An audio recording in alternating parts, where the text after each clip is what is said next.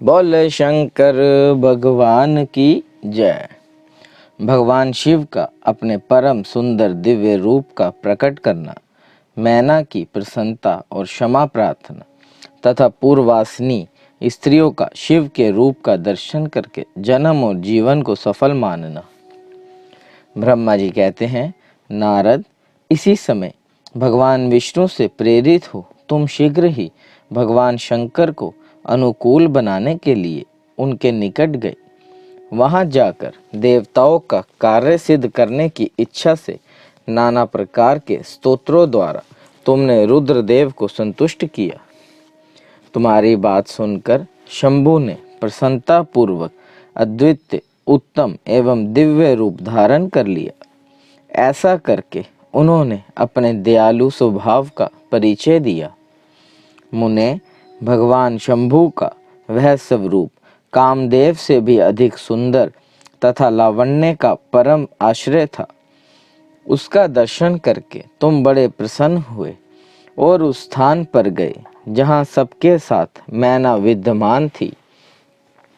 वहां पहुंचकर तुमने कहा, विशाल नेत्रों वाली मैंने, भगवान शिव के उस सर्वोत्तम रूप का दर्शन करो। यह रूप प्रकट करके उन करुणामय शिव ने तुम पर बड़ी ही कृपा की है। तुम्हारी यह बात सुनकर शैलराज की पत्नी मैना आश्चर्यचकित हो गई। उन्होंने शिव के उस परमानंददायक स्वरूप का दर्शन किया, जो करोड़ों सूर्यों के समान तेजस्वी, सर्वांग सुंदर, विचित्र वस्त्रधारी तथा नाना प्रकार के आभूषणों से विभूषित था। वह अत्यंत प्रसन्न, सुंदर, हास्य से सुशोभित, ललित लावण्य से लसित, मनोहर, गौरववन, धुतिमान तथा चंद्रलेखा से अलंकृत था। विष्णु आदि संपूर्ण देवता बड़े प्रेम से भगवान शिव की सेवा कर रहे थे। सूर्यदेव ने छत्र लगा रखा था। चंद्रदेव मस्तक का मुकुट बनकर उनकी शोभा बढ़ा रहे थे। इन सब साधनों से भगवान शंकर सर्वथा रमणीय जान पड़ते थे। उनका वाहन भी अनेक प्रकार के आभूषणों से विभूषित था। उसकी महाशोभा का वर्णन नहीं हो सकता था। गंगा और यमुना भगवान शिव को सुंदर चंवर डुला रही थी और आठों सिद्धियां उनके आगे नाच रही थी। उस समय मैं, भगवान विष्णु तथा इंद्र आदि देवता अपने अपने वेश को भली भांति विभूषित करके पर्वतवासी भगवान शिव के साथ चल रहे थे। नाना रूपधारी शिव के गण खूब सज धज कर अत्यंत आनंदित हो शिव के आगे आगे चल रहे थे। सिद्ध उपदेवता, समस्त मुनि तथा अन्य सब लोग भी महान सुख का अनुभव करते हुए अत्यंत प्रसन्नता पूर्वक शिव के साथ यात्रा कर रहे थे। इस प्रकार देवता आदि सब लोग विवाह देखने के लिए उत्कंठित हो खूब सज धज कर अपनी पत्नियों के साथ पर ब्रह्मा शिव का यशोगान करते हुए जा रहे थे। विश्वावसु आदि गंधर्व अप्सराओं के साथ हो शंकर जी के उत्तम यश का गान करते हुए उनके आगे आगे चल रहे थे। मुनि श्रेष्ठ महेश्वर के शैलराज के द्वार पर पधारते समय इस प्रकार वहां नाना प्रकार का महान उत्सव हो रहा था। मुनीश्वर, उस समय वहां परमात्मा शिव की शोभा जैसी हो रही थी, उसका विशेष रूप से वर्णन करने में कौन समर्थ हो सकता है। उन्हें वैसे विलक्षण रूप में देखकर मैना क्षण भर के लिए चित्र लिखी से सी रह गई। फिर बड़ी प्रसन्नता के साथ बोली, महेश्वर, मेरी पुत्री धन्य है, जिसने बड़ा भारी तप किया और उस तप के प्रभाव से आप मेरे इस घर में पधारे। पहले जो मैंने आप शिव की अक्षम निंदा की है, उसे मेरी शिवा के स्वामी शिव आप क्षमा करें और इस समय पूर्णतः प्रसन्न हो जाएं। ब्रह्मा जी कहते हैं, नारद, इस प्रकार बात करके चंद्रमौली शिव की स्तुति करती हुई शैल प्रिय मैना ने उन्हें हाथ जोड़ प्रणाम किया। फिर वे लज्जित हो गई। इतने में ही बहुत सी पूर्ववासिनी स्त्रियां भगवान शिव के दर्शन की लालसा से अनेक प्रकार के काम छोड़कर वहां आ पहुंची। जो जैसी थी वैसे ही अस्त व्यस्त रूप में दौड़ आई। भगवान शंकर का वह मनोहर रूप देखकर वे सब मोहित हो गई। शिव के दर्शन से हर्ष को प्राप्त हो प्रेम पूर्ण हृदय वाली वे नारियां महेश्वर की उस मूर्ति को अपने मनोमंदिर में बिठाकर इस प्रकार बोली। पूर्ववासिनियों ने कहा, अहो हिमवान के नगर में निवास करने वाले लोगों के नेत्र आज सफल हो गए। जिस जिस व्यक्ति ने इस दिव्य रूप का दर्शन किया है, निश्चय ही उसका जन्म सार्थक हो गया है। उसी का जन्म सफल है और उसकी सारी क्रियाएं सफल हैं। जिसने संपूर्ण पापों का नाश करने वाले साक्षात शिव का दर्शन किया है। पार्वती ने शिव के लिए जो तप किया था, उसके द्वारा उन्होंने अपना सारा मनोरथ सिद्ध कर लिया। शिव को पति के रूप में पाकर ये शिवा धन्य और कृतकृत्य हो गई। यदि विधाता शिवा और शिव की इस युगल जोड़ी को सानंद एक दूसरे से मिला ना देते तो उनका सारा परिश्रम निष्फल हो जाता। इस उत्तम जोड़ी को मिलाकर ब्रह्मा जी ने बहुत अच्छा कार्य किया है। इससे सबके सभी कार्य सार्थक हो गए। तपस्या के बिना मनुष्य के लिए शंभु का दर्शन दुर्लभ है। भगवान शंकर के दर्शन मात्र से ही सब लोग कृतार्थ हो गए। जो जो सर्वेश्वर गिरिजापति शंकर का दर्शन करते हैं वे सारे पुरुष श्रेष्ठ हैं और हम सारी स्त्रियां भी धन्य हैं। ब्रह्मा जी कहते हैं, नारद ऐसी बात कहकर उन स्त्रियों ने चंदन और अक्षत से शिव का पूजन किया और बड़े आदर से उनके ऊपर खिलों की वर्षा की। वे सब स्त्रियां मैना के साथ उत्सुक होकर खड़ी रही और मैना तथा गिरिजा के भूरी भाग्य की सराहना करने लगी। मुने स्त्रियों के मुख से वैसी शुभ बातें सुनकर विष्णु आदि सब देवताओं के साथ भगवान शिव को बड़ा हर्ष हुआ। बोले शंकर भगवान की जय। मैना द्वारा द्वार पर भगवान शिव का परीक्षण, उनके रूप को देखकर संतोष का अनुभव, अन्यायन युवतियों द्वारा वर की प्रशंसा, पार्वती का अंबिका पूजन के लिए बाहर निकलना तथा देवताओं और भगवान शिव का उनके सुंदर रूप को देखकर प्रसन्न होना। ब्रह्मा जी कहते हैं, नारद तदनंतरन भगवान शिव प्रसन्नचित्त हो अपने गणों, समस्त देवताओं तथा अन्य लोगों के साथ कौतूहल पूर्वक गिरिराज हिमवान के धाम में गए। हिमाचल की श्रेष्ठ पत्नी मैना भी उन स्त्रियों के साथ घर के भीतर गई और शंभु की आरती उतारने के लिए हाथ में दीपकों से सजी हुई थाली लेकर सभी ऋषि पत्नियों तथा अन्य स्त्रियों के साथ आदर पूर्वक द्वार पर आई। वहां आकर मैना ने संपूर्ण देवताओं से सेवित गिरिराजपति महेश्वर शंकर को, जो द्वार पर उपस्थित थे, बड़े प्यार से देखा। उनकी अंग कांति मनोहर चंपा के समान थी। उनके एक मुख और 3 नेत्र थे। प्रसन्न मुखारविंद पर मंद मुस्कान की छटा छा रही थी। वे रतन और स्वर्ण आदि से विभूषित थे। गले में मालती की माला पहने हुए थे।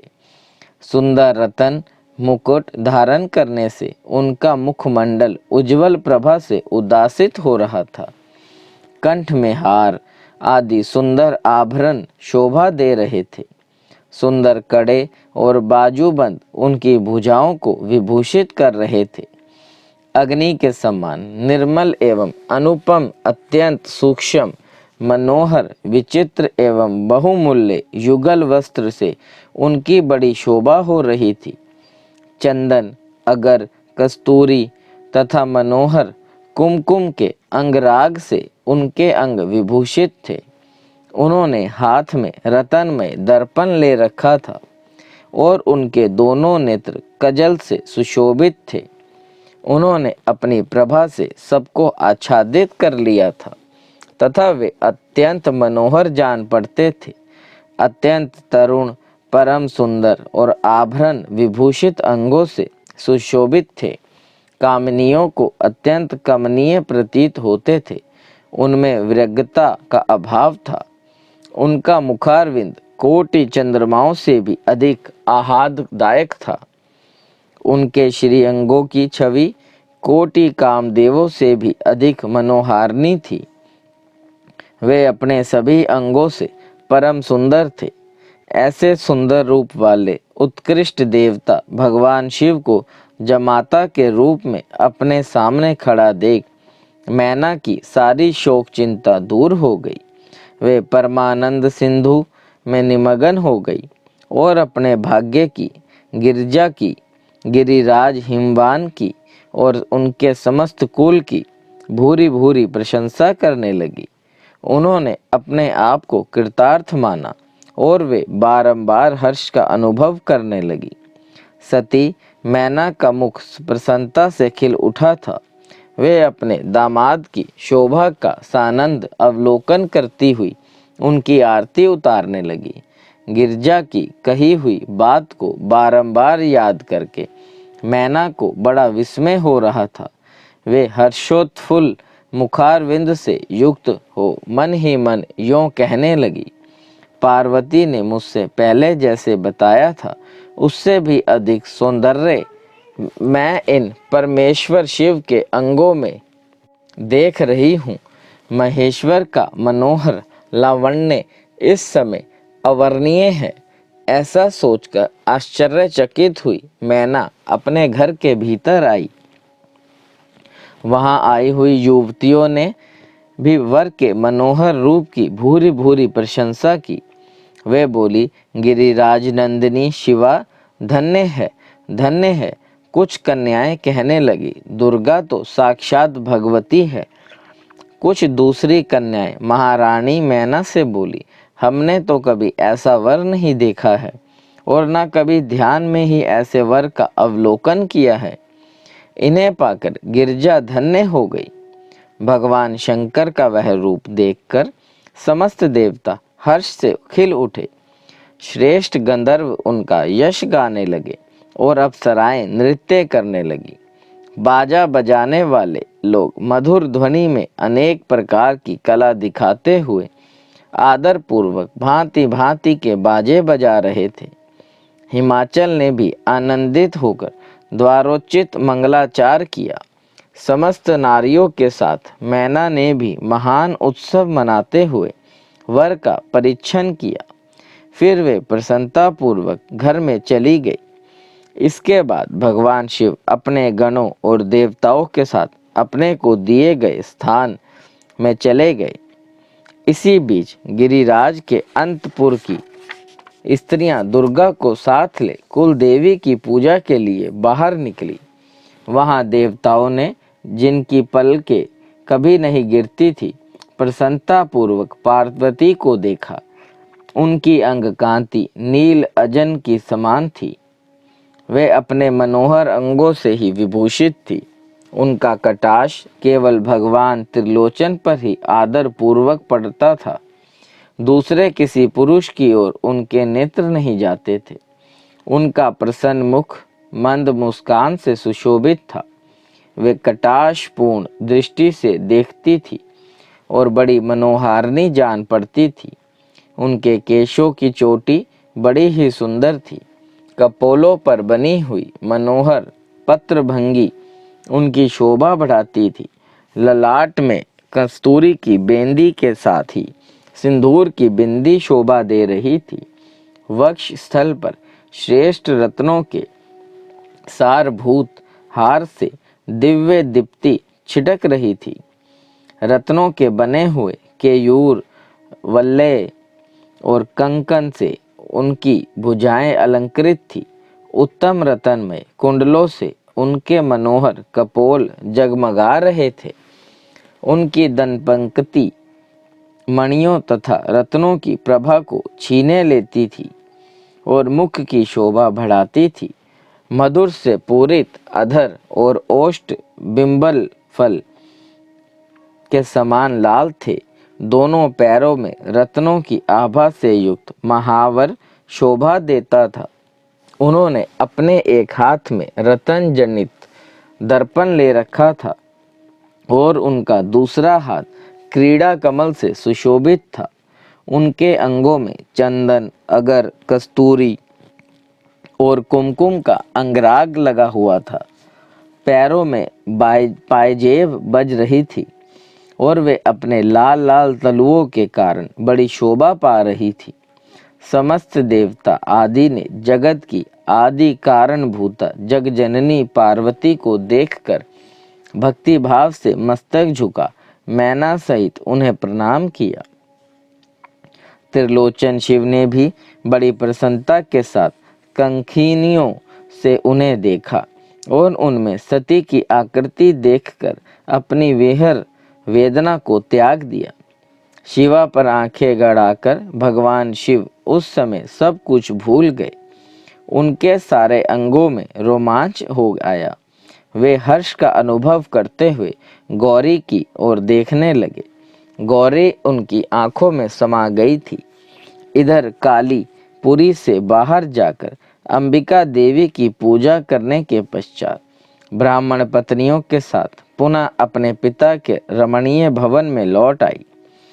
भगवान शंकर भी मुझ ब्रह्मा, विष्णु तथा देवताओं के साथ हिमाचल के बताए हुए अपने नियत स्थान पर प्रसन्नता पूर्वक गए।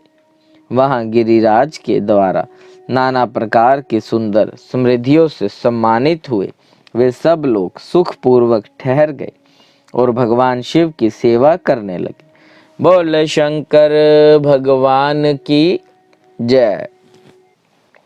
वर पक्ष के आभूषणों से विभूषित शिवा की निरांजना कन्यादान के समय वर के साथ सब देवताओं का हिमाचल के घर के आंगन में वीरांजना तथा वर वधू के द्वारा एक दूसरे का पूजन। ब्रह्मा जी कहते हैं, नारद तदनंतरन गिरिश्रेष्ठ हिमवान ने प्रसन्नता और उत्साह के साथ वेद मंत्रों द्वारा दुर्गा और शिव का उपस्नान किया। तत्पश्चात गिरिराज की प्रार्थना से श्री विष्णु आदि देवता तथा मुनि कौतूहल पूर्वक उनके घर के भीतर गए। वहां उन्होंने वैदिक और लौकिक आचार का यथार्थ रीति से पालन करके भगवान शिव के दिए हुए आभूषणों से देवी शिवा को अलंकृत किया। सखियों और ब्राह्मण की पत्नियों ने पहले पार्वती को स्नान करवाया, फिर सब प्रकार से वस्त्राभूषणों द्वारा विभूषित करके उनकी आरती उतारी। तीनों लोकों की जननी महाशैल पुत्री सुंदरी शिवा दिव्य वस्त्राभूषणों से सुसज्जित होकर मन ही मन भगवान शिव का ध्यान करती हुई वहीं बैठी। उस समय उनकी बड़ी शोभा पा रही थी। उस अवसर पर दोनों पक्षों में महान आनंददायक उत्सव होने लगा। ब्राह्मणों को शास्त्रोक्त रीति से नाना प्रकार का दान दिया गया। अन्य लोगों को भी वहां भांति भांति के बहुत से द्रव्य बांटे गए। विशेष उत्सव के साथ गीत और वाद्य आदि के द्वारा लोगों का मनोरंजन किया गया। तदनंतर मैं ब्रह्मा, भगवान विष्णु, इंद्र आदि देवता तथा मुनि ये सब के सब बड़ी प्रसन्नता के साथ सानंद उत्सव मनाते हुए भक्ति भाव से शिवा को प्रणाम कर शिव के चरणाबिंदों के चिंतन पूर्वक हिमाचल की आज्ञा ले अपने अपने स्थान पर चले गए। इसके बाद गर्ग ने कन्यादान का समय जान हिमाचल से श्री शंकर तथा बारातियों को बुलाने के लिए कहा। फिर तो बाजे बजने लगे। हिमाचल के मंत्रियों ने जाकर वर और बारातियों से शीघ्र पधारने के लिए प्रार्थना की। वे बोले, कन्यादान के लिए उचित समय आ गया है, अतः आप लोग शीघ्र मंडप में पधारें। तदनंतर भगवान शिव को सुंदर वस्त्राभूषणों से सुसज्जित करके वृषभ की पीठ पर बिठाया गया और जय बोलते हुए सब लोग चले। भगवान शंकर को आगे करके बाजे बजाते और कौतुक करते हुए सब बाराती हिमालय के घर को गए। हिमाचल के भेजे हुए ब्राह्मण तथा श्रेष्ठ पर्वत कौतूहल पूर्वक शंभू के आगे आगे चलते थे। भगवान के मस्तक पर बहुत बड़ा छत्र तना हुआ था। सब ओर से उन्हें चंवर डुलाया जाता था तथा वे महेश्वर चंदोवे के नीचे होकर चलते थे। मैं, विष्णु, इंद्र और लोकपाल आगे रहकर उत्तम शोभा से सुशोभित हो रहे थे। उस महान उत्सव के समय शंख, भेरी, पटह, आनक और गोमुख आदि बाजे बारंबार बज रहे थे। इन सब के साथ जगत के एकमात्र जीवन बंधु भगवान शिव परमेश्वरोचित तेज से संपन्न हो यात्रा कर रहे थे। उस समय समस्त देवेश्वर उनकी सेवा में उपस्थित हो बड़े हर्षो उल्लास के साथ उन पर फूलों की वर्षा करते थे। इस प्रकार पूजित और बहुत सी स्तुतियों द्वारा प्रसन्नचित्त हो परमेश्वर शिव ने यज्ञ मंडप में प्रवेश किया। वहां श्रेष्ठ पर्वतों ने शिव को वृषभ से उतारा और महान उत्सव के साथ प्रेम पूर्वक उन्हें घर के भीतर ले गए। हिमालय ने भी घर में आए हुए देवताओं सहित महेश्वर को विधि पूर्वक भक्ति भाव से प्रणाम करके उनकी आरती उतारी। फिर महान उत्सव पूर्वक अपने भाग्य की सराहना करते हुए उन्होंने अन्य समस्त देवताओं और मुनियों को प्रणाम करके उन सब का समादर किया। श्री विष्णु सहित महेश्वर को तथा मुख्य मुख्य देवताओं को पाद्य अर्घ देकर हिमालय उन्हें अपने भवन के भीतर ले गए और आंगन में रत्नमय सिंहासनों के ऊपर मुझको, विष्णु को, शंकर जी को तथा अन्य विशिष्ट व्यक्तियों को बिठाया। उस समय मैना ने अपनी सखियों, ब्राह्मण पत्नियों तथा अन्य पुरंधियों की साथ आकर सानंद आरती उतारी। कर्मकांड के ज्ञाता पुरोहित महात्मा शंकर के लिए मधु पर्क पूजन आदि जो जो आवश्यक कृत्य थे उन सबको सहर्ष संपन्न किया। फिर मेरे कहने से पुरोहित ने प्रस्ताव के अनुरूप उत्तम मंगलमय कार्य आरंभ किया। इसके बाद हिमालय ने अंतर्वेदी में जहाँ समस्त आभूषणों से विभूषित उनकी कृशांगी कन्या वेदी के ऊपर विराजमान थी, वहाँ मेरे और श्री विष्णु के साथ महादेव जी को ले। तदनंतर भगवान बृहस्पति आदि विद्वान बड़े उत्साह से संपन्न हो कन्यादानोचित लगन की प्रतीक्षा करने लगे। गर्ग ने पुण्यावाचन करते हुए पार्वती जी की अंजलि में चावल भरे और शिवजी के ऊपर अक्षत छोड़ा। परम उदार सुमुखी पार्वती ने दही, अक्षत, कुश और जल से वहां रुद्रदेव का पूजन किया, जिनके लिए शिवा ने बड़ी भारी तपस्या की थी। उन भगवान शिव को बड़े प्रेम से देखती हुई वे अत्यंत शोभा पा रही थी। फिर मेरे और गर्गादि मुनियों के कहने से शंभु ने लोकाचारवश शिवा का पूजन किया। इस प्रकार परस्पर पूजन करते हुए वे दोनों जगन्मय पार्वती परमेश्वर वहां सुशोभित हो रहे थे। त्रिभुवन की शोभा से संपन्न हो परस्पर देखते हुए उन दोनों दंपत्ति की लक्ष्मी आदि देवियों ने विशेष रूप से आरती उतारी। बोले शंकर भगवान की जय। शिव पार्वती के विवाह का आरंभ हिमालय के द्वारा शिव के गोत्र के विषय में प्रश्न होने पर नारद जी के द्वारा उत्तर, हिमालय का कन्यादान करके शिव को दहेज देना तथा शिवा का अभिषेक। ब्रह्मा जी कहते हैं, नारद, इसी समय वहां गर्गाचार्य से प्रेरित हो मैना सहित हिमवान ने कन्यादान का कार्य आरंभ किया। उस समय वस्त्राभूषणों से विभूषित महाभागा मैना सोने का कलश लिए पति हिमवान के दाहिने भाग में बैठी। तत्पश्चात पुरोहित सहित हर्ष से भरे हुए शैलराज ने पाद्य आदि के द्वारा वर का पूजन करके वस्त्र, चंदन और आभूषणों द्वारा उनका वरण किया। इसके बाद हिमाचल ने ब्राह्मणों से कहा, आप लोग तिथि आदि के कीर्तन पूर्वक कन्यादान के संकल्प वाक्य का प्रयोग बोले। इसके लिए अवसर आ गया है। वे सब द्विज श्रेष्ठ काल के ज्ञाता थे, अतः तथास्तु कहकर वे बड़ी प्रसन्नता के साथ तिथि आदि का कीर्तन करने लगे।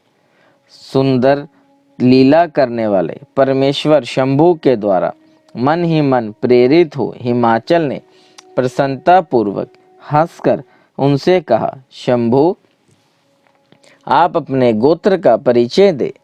प्रवर, कुल, नाम, वेद और शाखा का प्रतिपादन करें। अब अधिक समय ना बिताएं। हिमाचल की यह बात सुनकर भगवान शंकर सुमुख होकर भी विमुख हो गए। अशोचनीय होकर भी तत्काल शोचनीय अवस्था में पड़ गए। उस समय श्रेष्ठ देवताओं, मुनियों, गंधर्वों, यशों और सिद्धों ने देखा कि भगवान शिव के मुख से कोई उत्तर नहीं निकल रहा है। नारद यह देखकर तुम हंसने लगे और महेश्वर का मन ही मन स्मरण करके गिरिराज से यों बोले। नारद ने कहा, पर्वतराज, तुम मूढ़ता के वशीभूत होकर कुछ भी नहीं जानते। महेश्वर से क्या कहना चाहिए और क्या नहीं, इसका तुम्हें पता नहीं है। वास्तव में तुम बड़े बहिमूर्ख हो। तुमने इस समय साक्षात हर से उनका गोत्र पूछा है और उसे बताने के लिए उन्हें प्रेरित किया है। तुम्हारी यह बात अत्यंत उपहासजनक है। पर्वतराज, इनके गोत्र, कुल और नाम को तो विष्णु और ब्रह्मा भी नहीं जानते, फिर दूसरों की क्या चर्चा है। शैलराज, जिनके एक दिन में करोड़ों ब्रह्माओं का लय होता है, उन्हीं भगवान शंकर को तुमने आज काली के तपोबल से प्रत्यक्ष देखा है। इनका कोई रूप नहीं है। ये प्रकृति से परे निर्गुण पर ब्रह्मा परमात्मा है। निराकार, निर्विराकार, मायाधीश एवं तत्पर हैं। गोत्र, कुल और नाम से रहित स्वतंत्र परमेश्वर हैं। साथ ही अपने भक्तों के प्रति बड़े दयालु हैं। भक्तों की इच्छा से ही ये निर्गुण से सगुण हो जाते हैं। निराकार होते हुए भी सुंदर शरीर धारण कर लेते हैं और अनामा होकर भी बहुत से नाम वाले हो जाते हैं। ये गोत्रहीन होकर भी उत्तम गोत्र वाले हैं। कुलहीन होकर भी कुलीन हैं। पार्वती की तपस्या से ही ये आज तुम्हारे जमाता बन गए हैं, इसमें संशय नहीं है। गिरिश्रेष्ठ, इन लीला विहारी परमेश्वर से चराचर जगत को मोह में डाल रखा है। कोई कितना ही बुद्धिमान क्यों ना हो, वह भगवान शिव को अच्छी तरह नहीं जानता। ब्रह्मा जी कहते हैं, मुने, ऐसा कहकर शिव की इच्छा से कार्य करने वाले तुझ ज्ञानी देवऋषि ने शैलराज को अपनी वाणी से हर्ष प्रदान करते हुए फिर इस प्रकार उत्तर दिया। नारद बोले, शिवा को जन्म देने वाले तात महाशैल, मेरी बात सुनो और उसे सुनकर अपनी पुत्री शंकर जी के हाथ में दे दो। लीला पूर्वक रूप धारण करने वाले सगुण महेश्वर का गोत्र और कुल केवल नाद ही है। इस बात को अच्छी तरह समझ लो। शिव नादमय है और नाद शिवमय है। यह सर्वथा सच्ची बात है। नाद और शिव, इन दोनों में कोई अंतर नहीं है। शैलेंद्र, सृष्टि के समय सबसे पहले लीला के लिए सगुण रूप धारण करने वाले शिव ने नाद ही प्रकट किया था, अतः वह सबसे उत्कृष्ट है। हिमालय इसलिए मन ही मन सर्वेश्वर शंकर के द्वारा प्रेरित हो मैंने आज अभी वीणा बजाना आरंभ कर दिया था। ब्रह्मा जी कहते हैं, मुने, तुम्हारी यह बात सुनकर गिरिराज हिमाचल को संतोष प्राप्त हुआ और उनके मन का सारा विस्मय जाता रहा। तदनंतर श्री विष्णु आदि देवता तथा मुनि सब के सब विस्मय रहित हो नारद को साधुवाद देने लगे। महेश्वर की बात सुनकर गंभीरता जानकर सभी विद्वान आश्चर्यचकित हो बड़ी प्रसन्नता के साथ परस्पर बोले, अहो, जिनकी आज्ञा से इस विशाल जगत का प्राकट्य हुआ है, जो परात्पर आत्मबोध स्वरूप स्वतंत्र लीला करने वाले तथा उत्तम भाव से ही जानने योग्य हैं, उन त्रिलोकनाथ भगवान शंकर का आज हम लोगों ने भली भांति दर्शन किया है।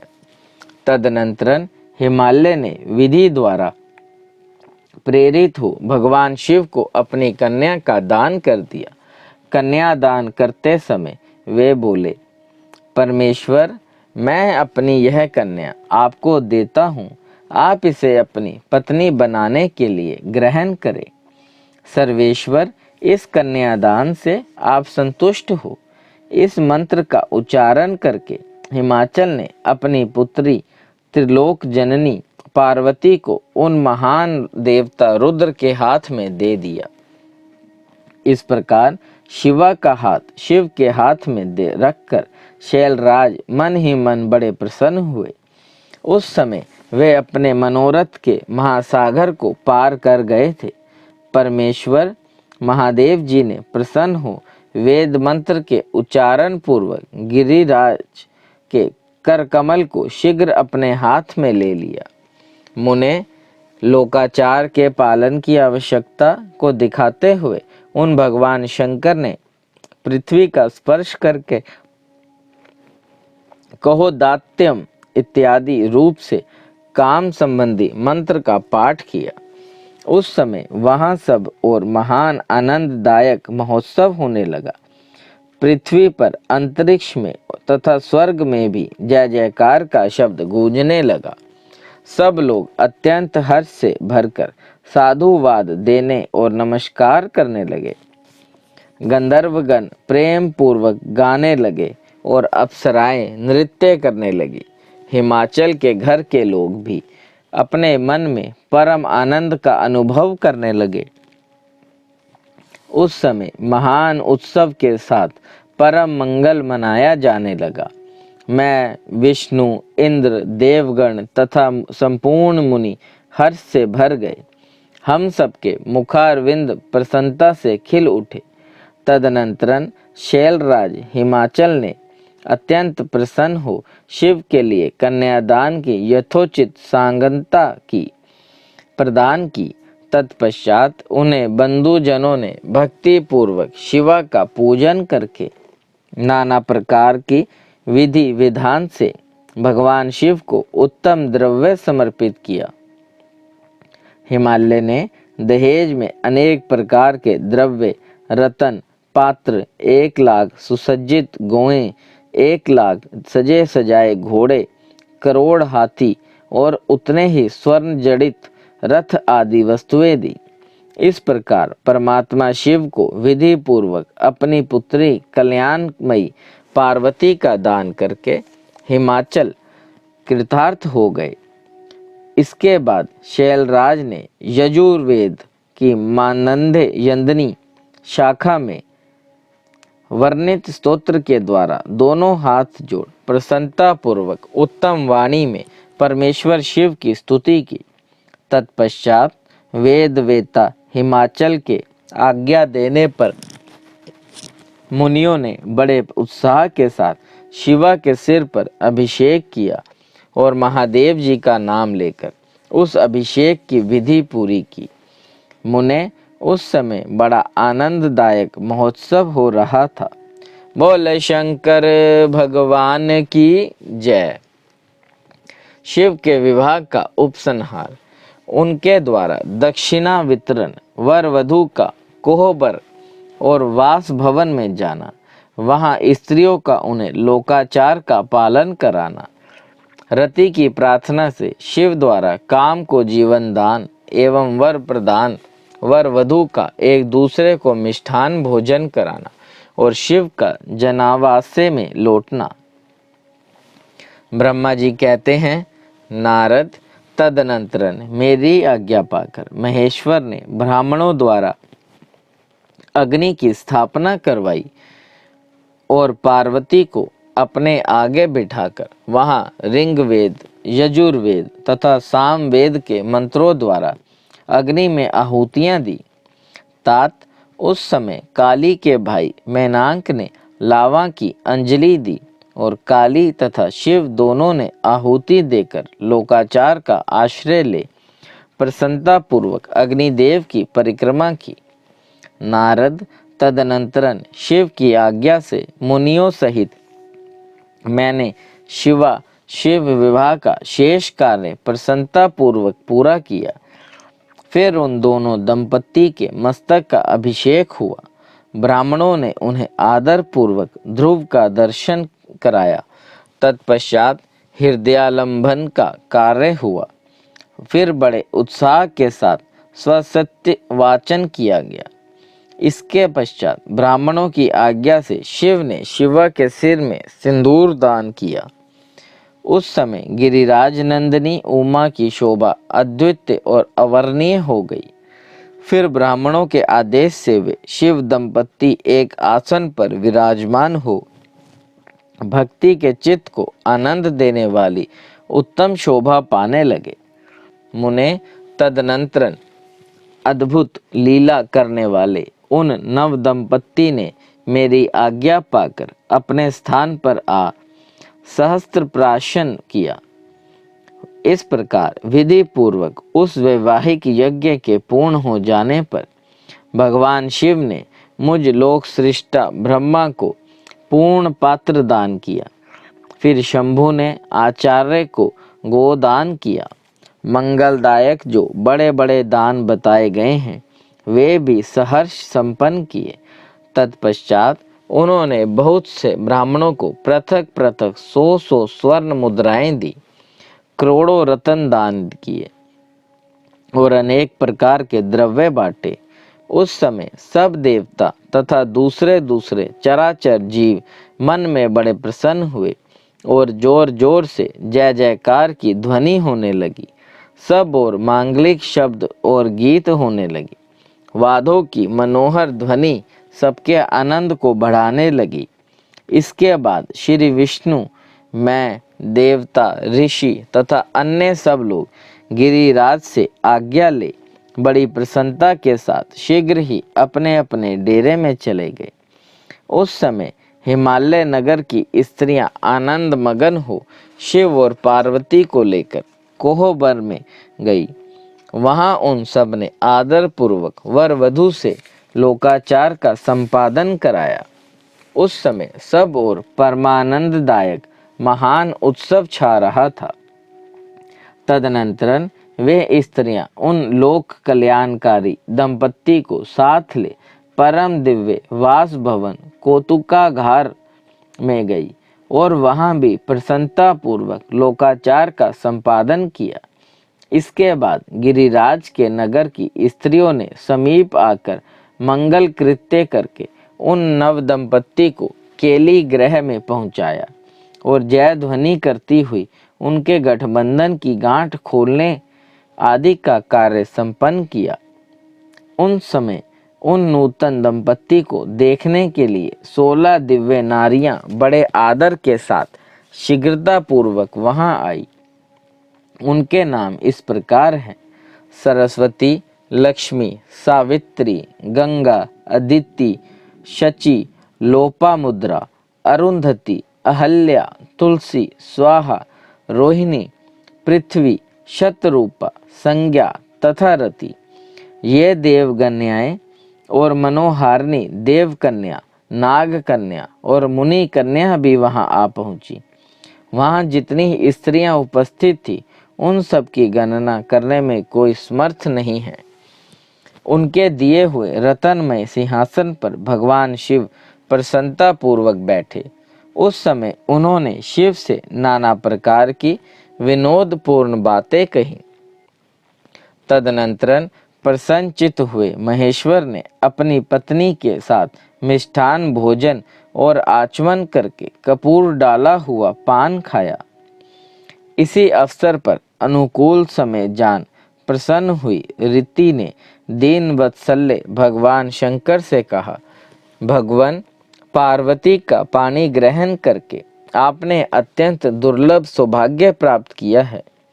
बताइए, मेरे प्राणनाथ को जो सर्वथा सर्वार्थ रहित थे, आपने क्यों भस्म कर डाला?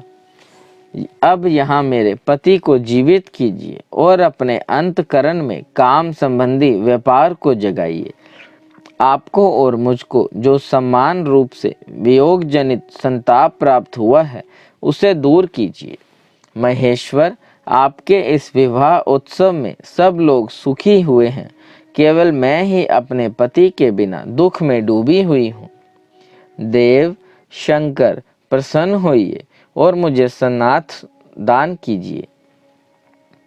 दीनबंधु परम प्रभु, अपनी कही हुई बात को सत्य कीजिए। चराचर प्राणियों सहित तीनों लोकों में आपके सिवा दूसरा कौन है जो मेरे दुख का नाश करने में समर्थ हो? ऐसा जानकर आप मुझ पर दया कीजिए। दीनों पर दया करने वाले नाथ, सबको आनंद प्रदान करने वाले, अपने इस विवाहोत्सव में मुझे भी उत्सव संपन्न बनाइए। मेरे प्राणनाथ के जीवित होने पर ही अपनी प्रिया पार्वती के साथ आपका सुंदर विहार परिपूर्ण होगा, इसमें संशय नहीं है। सर्वेश्वर, आप सब कुछ करने में समर्थ हैं, क्योंकि आप ही परमेश्वर हैं। यहाँ अधिक कहने से क्या लाभ। सर्वेश्वर, आप शीघ्र मेरे पति को जीवित कीजिए। ऐसा कहकर रति ने गांठ में बंधा हुआ कामदेव के शरीर का भस्म शंभू को दे दिया और उनके सामने हाँ नाथ कहकर रोने लगी। रति का रोदन सुनकर सरस्वती आदि सभी देवियां रोने लगी और अत्यंत दीन वाणी में बोली, प्रभु, आपका नाम भक्तवत्सल्य है। आप दीन बंधु और दया के सागर हैं, अतः काम को जीवन दान दीजिए और रति को उत्साहित कीजिए। आपको नमस्कार है। ब्रह्मा जी कहते हैं, नारद, उन सब की यह बात सुनकर महेश्वर प्रसन्न हो गए। उन करुणा सागर प्रभु ने तत्काल ही रति पर कृपा की। भगवान शूलपाणी की अमृतमयी दृष्टि पड़ते ही पहले जैसे रूप, वेश और चिन्ह से युक्त अद्वितीय मूर्तिधारी सुंदर कामदेव उस भस्म से प्रकट हो गया। अपने पति को वैसा ही रूप, आकृति, मंद मुस्कान और धनुष बाण से युक्त देख रति ने महेश्वर को प्रणाम किया। वह कृतार्थ हो गई। उसने प्राणनाथ की प्राप्ति कराने वाले भगवान शिव का अपने जीवित पति के साथ हाथ जोड़कर बारंबार स्तवन किया। पत्नी सहित काम की हुई स्तुति को सुनकर दया हृदय भगवान शंकर अत्यंत प्रसन्न हुए और इस प्रकार बोले। शंकर ने कहा, मनोभाव पत्नी सहित तुमने जो स्तुति की है, उससे मैं बहुत प्रसन्न हूँ। स्वयं प्रकट होने वाले काम, तुम वर मांगो, मैं तुम्हें मनोवांछित वस्तु दूंगा। शंभू का यह वचन सुनकर कामदेव महान आनंद में निमग्न हो गया और हाथ जोड़ मस्तक झुकाकर गदगद वाणी में बोला। कामदेव ने कहा, देव देव महादेव, करुणा सागर प्रभु, यदि आप मुझ पर प्रसन्न हैं तो मेरे लिए आनंददायक होइए। प्रभु, पूर्व काल में मैंने जो अपराध किया था उसे क्षमा कीजिए। स्वजनों के प्रति परम प्रेम और अपने चरणों की भक्ति दीजिए। कामदेव का यह कथन सुनकर परमेश्वर शिव प्रसन्न हो बोले, बहुत अच्छा। इसके बाद उन करुणानिधि ने हंसकर कहा, महामते कामदेव, मैं तुम पर प्रसन्न हूँ, तुम अपने मन से भय को निकाल दो। भगवान विष्णु के पास जाओ और इस घर से बाहर ही रहो। तदनंतर काम शिवजी को प्रणाम करके बाहर आ गया। विष्णु आदि देवताओं ने उसे आशीर्वाद दिया। इसके बाद भगवान शंकर ने उस वास भवन में पार्वती को बाएं बिठाकर मिष्ठान भोजन कराया और पार्वती ने भी प्रसन्नता पूर्वक उनका मुंह मीठा किया। तदनंतर वहां लोकाचार का पालन करते हुए आवश्यक कृत्य करके मैना और हिमवान की आज्ञा ले भगवान शिव जनवासे में चले गए। मुने उस समय महान उत्सव हुआ और वेद मंत्रों की ध्वनि होने लगी। लोग चारों प्रकार के बाजे बजाने लगे। जनवासे में अपने स्थान पर पहुंचकर शिव ने लोकाचारवश मुनियों को प्रणाम किया, श्री हरि को और मुझे भी मस्तक झुकाया। फिर सब देवता आदि ने उनकी वंदना की। उस समय वहाँ जय जयकार, नमस्कार तथा समस्त विघ्नों का विनाश करने वाली शुभदायिनी वेद ध्वनि भी होने लगी। इसके बाद मैंने भगवान विष्णु ने तथा इंद्र, ऋषि और सिद्ध आदि ने भी शंकर जी की स्तुति की। गिरिजा नायक महेश्वर की स्तुति करके वे विष्णु आदि देवता प्रसन्नता पूर्वक उनकी यथोचित सेवा में लग गए।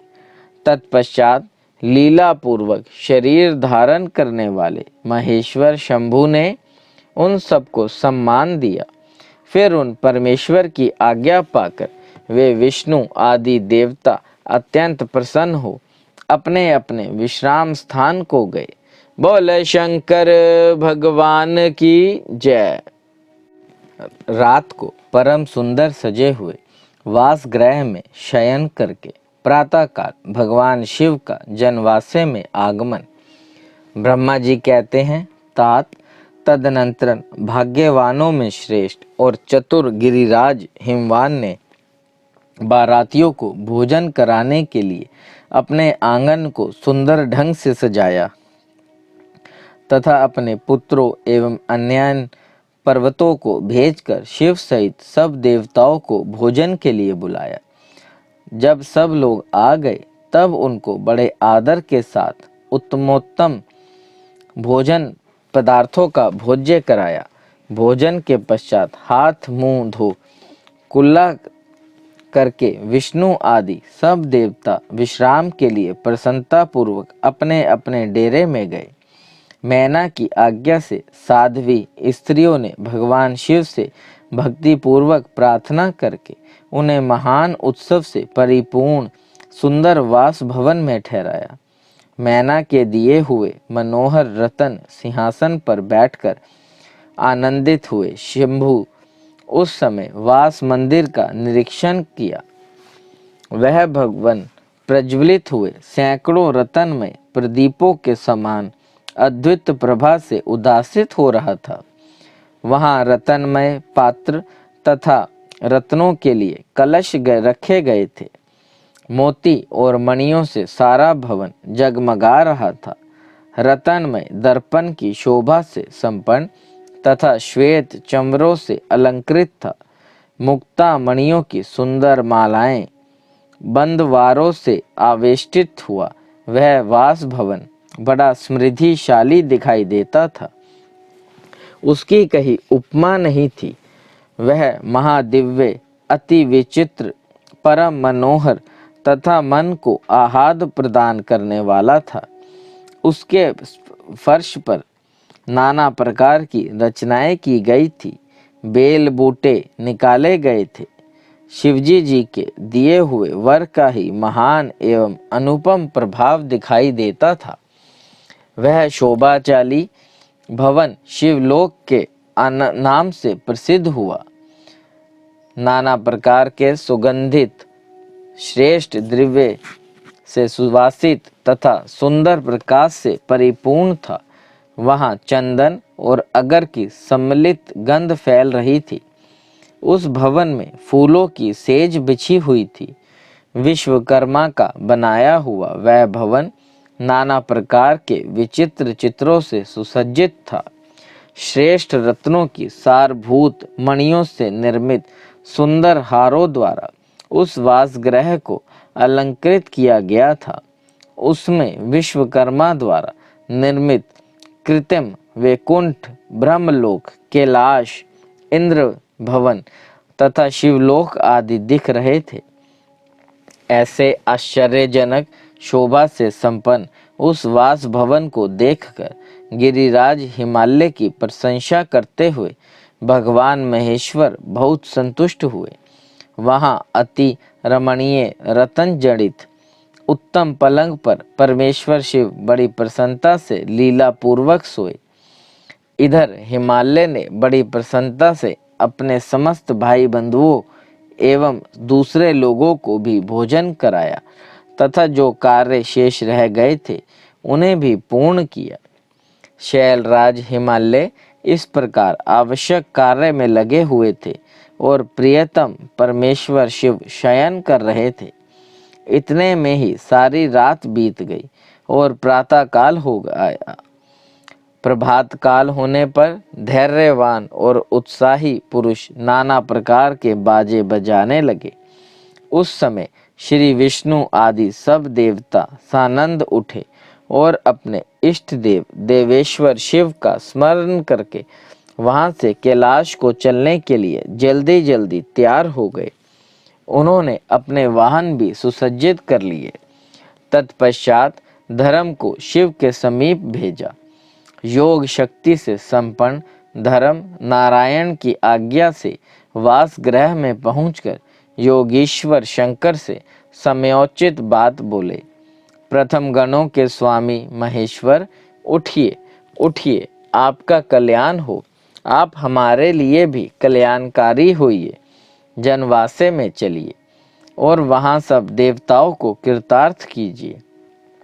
धर्म की यह बात सुनकर भगवान महेश्वर हंसे। उन्होंने धर्म को कृपा दृष्टि से देखा और शया त्याग दी। इसके बाद धर्म से हंसते हुए कहा, तुम आगे चलो, मैं भी वहां शीघ्र ही आऊंगा, इसमें संशय नहीं है। भगवान शिव के ऐसा कहने पर धर्म जनवासे में चले गए। तत्पश्चात शंभु भी स्वयं वहां जाने को उद्यत हुए। वहां जानकर महान उत्सव मनाती हुई स्त्रियां वहां आई और भगवान शंभु के युगल चरणाविंदों का दर्शन करती हुई मंगल गान करने लगी। तदनंतर लोकाचार का पालन करते हुए शंभु प्रातः कालिक कृत्य करके मैना और हिमालय की आज्ञा ले जनवासे को गए। मुने, उस समय बड़ा भारी उत्सव हुआ। वेद मंत्रों की ध्वनि होने लगी और लोग चारों प्रकार के बाजे बजाने लगे। अपने स्थान पर आकर शंभु ने लोकाचारवश मुनियों को, विष्णु को और मुझको प्रणाम किया। फिर देवता आदि ने उनकी वंदना की। उस समय जय जयकार, नमस्कार तथा वेद मंत्रोच्चारण मंगलदायिनी ध्वनि होने लगी। इसके बाद और कोलाहल छा गया। बोल शंकर भगवान की जय। चतुर्थी कर्म, बारात का कई दिनों तक ठहरना। सप्तऋषियों के समझाने से हिमालय का बारात को विदा करने के लिए राजी होना। मैना का शिव को अपनी कन्या सौंपने तथा बारात का पुरी के बाहर जाकर ठहराना। ब्रह्मा जी कहते हैं, तदनंतरन विष्णु आदि देवता तथा ऋषि कैलाश लौटने का विचार करने लगे।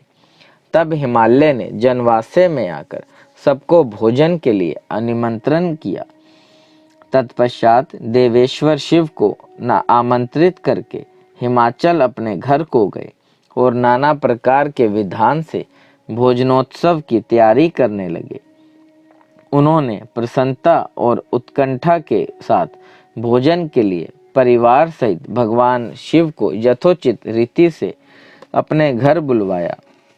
शंभु के, विष्णु के, मेरे अन्य सब देवताओं के मुनियों के साथ वहां आए हुए अन्य सब लोगों के भी चरणों को बड़े आदर के साथ धोकर उन सबको गिरिराज ने मंडप के भीतर सुंदर आसनों पर बिठाया। फिर अपने भाई बंधुओं को साथ लेकर उनके सहयोग से उन सब अतिथियों को नाना प्रकार के सरस पदार्थों द्वारा पुण्यता तृप्त किया। मेरे, विष्णु के तथा शंभु के साथ सब लोगों ने अपनी इच्छा अनुसार भोजन किया। नारद विधिवत भोजन और आचमन करके तृप्त और प्रसन्न हुए। सब लोग हिमालय से आज्ञा ले अपने अपने डेरे पर गए। मुने, इसी प्रकार तीसरे दिन भी गिरिराज ने विधिवत दान, मान और आदर आदि के द्वारा उन सब का सत्कार किया।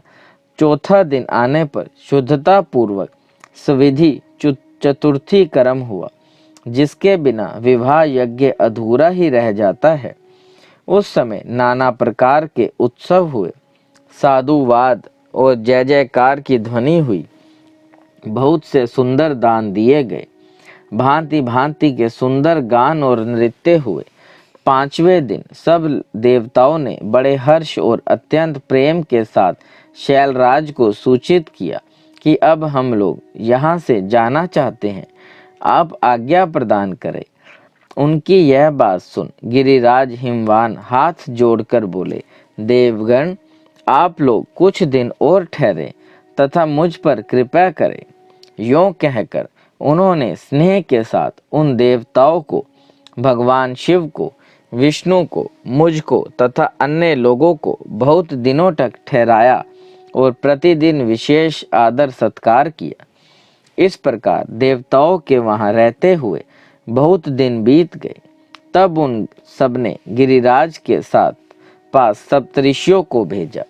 सप्तऋषियों ने हिमवान और मैना से समयोचित बात कहकर उन्हें समझाया, परम शिव तत्व का वर्णन किया तथा प्रसन्नता पूर्वक उनके सौभाग्य की सराहना की। मुने, उनके समझाने से गिरिराज ने बारात को विदा करना स्वीकार कर लिया।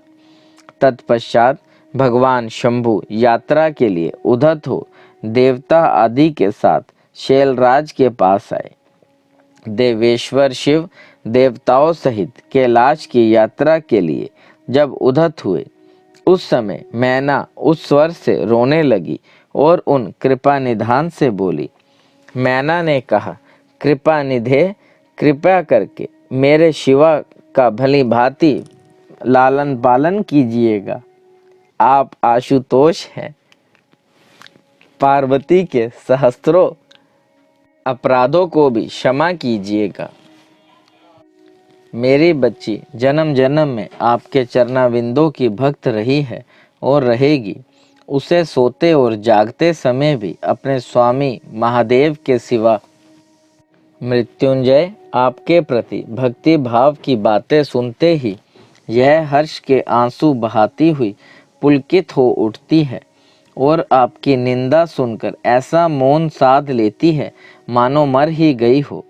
ब्रह्मा जी कहते हैं, नारद, ऐसा कहकर मेनका ने अपनी बेटी शिव को सौंप दी और उन दोनों के सामने ही उच्च स्वर से रोती हुई वह मूर्छित हो गई। तब महादेव जी ने मैना को समझाकर सचेत किया और उनसे विदा ले देवताओं के साथ महान उत्सव पूर्वक यात्रा की। वे सब देवता अपने स्वामी शिव तथा सेवक गणों के साथ चुपचाप कैलाश पर्वत की ओर प्रस्थित हुए। वे मन ही मन शिव का चिंतन कर रहे थे। हिमाचलपुरी के बाहरी बगीचे में आकर शिव सहित सब देवता हर्ष और उत्साह के साथ ठहर गए और शिवा के आगमन की प्रतीक्षा करने लगे। मुनीश्वर, इस प्रकार देवताओं सहित शिव की श्रेष्ठ यात्रा का वर्णन किया गया। अब शिवा की यात्रा का वर्णन सुनो, जो विरह, व्यथा और आनंद दोनों से संयुक्त है। बोले शंकर भगवान की जय। देव देव महादेव करुणा निधान भक्त वत्सल्य शिव शंकर भोलेनाथ प्रसन्न होइए, प्रसन्न होइए करुणा निधान। सदैव अपने चरणाविंदों में लगाए रखे, सद्बुद्धि प्रदान करे। सृष्टि के कर्ता धर्ता संहार हरता, आपसे ही जीवन आपसे ही मरण महादेव। महाशिवरात्रि की करोड़ करोड़ शुभकामनाएं। हर हर महादेव। बोले शंकर भगवान की जय।